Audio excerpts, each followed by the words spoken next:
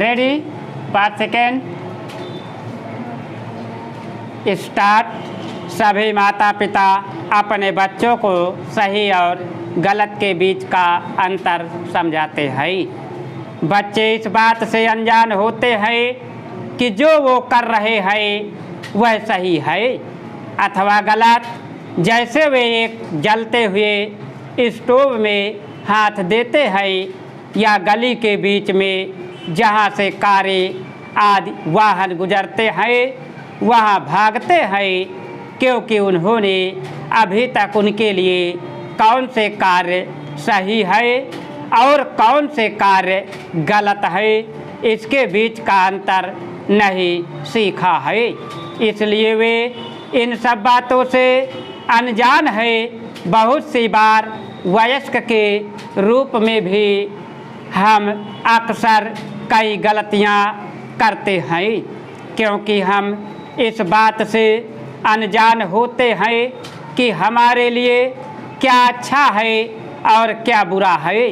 तब हम लोग ऐसी कई आदतों को अपना लेते हैं जो हमारे लिए नुकसानदायक होती है, और उस समय हमें यह एहसास भी नहीं होता कि इन बुरी आदतों का हमारे जीवन पर क्या प्रभाव पड़ेगा।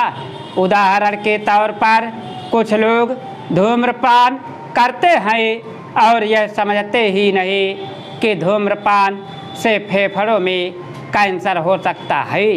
इसी तरह कुछ लोग शराब पीते हैं और यह विचार नहीं करते कि इससे उनके गुर्दों को नुकसान हो रहा है या उनके शराबी व्यवहार के कारण उनके प्रियजनों को बहुत सी तकलीफ़ें सहन करनी पड़ती हैं। ये कुछ उदाहरण है जो हमें बताते हैं कि किस प्रकार लोगों में सही और गलत का अंतर करने की समझ की कमी होती है। जब हम एक आध्यात्मिक सतगुरु के पास आते हैं तो वे हमें सही और गलत की पहचान सिखाते हैं। वे हमें अध्यात्म की शिक्षा देते हैं जो अपने आप को जानना और प्रभु को पाना है। वे हमें सिखाते हैं कि किस प्रकार भ्रम और वास्तविकता में भेद किया जा सकता है। हमें समझाते हैं कि इस दुनिया में केवल प्रभु और आत्मा ही सच है। बाकी सब कुछ जो दिखाई दे रहा है वह झूठ है। यह संसार माया से बना हुआ है, किंतु यह एक भ्रम है। लेकिन हम यह जानते हैं कि यह एक असलियत है।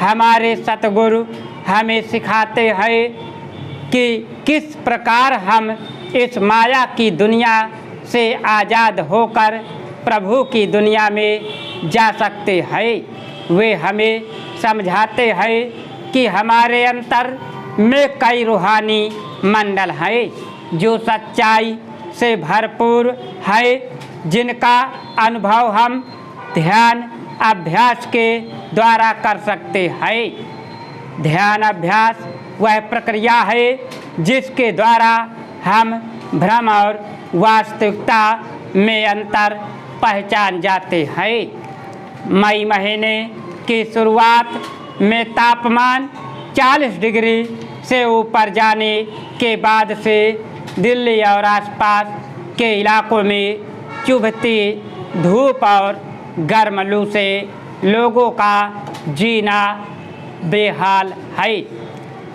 सुबह के 10 बजे के बाद घर से बाहर निकलना जैसे नामुमकिन हो जाता है।